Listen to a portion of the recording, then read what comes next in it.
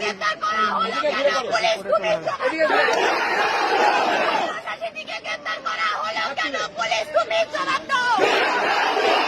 বিধায়ক নওশাদ সিদ্দিকীকে গ্রেফতার করা হলো কেন? পুলিশ তুমি জবাব দাও। পুলিশ মন্ত্রী জবাব দাও। প্রশাসন জবাব দাও। জবাব তোমায় দিতেই হবে।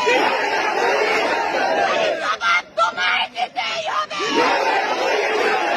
নইলে গদি ছাড়তে হবে। নইলে গদি ছাড়তে হবে।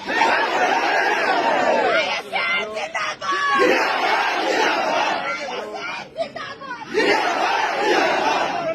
ISF জিন্দাবাদ।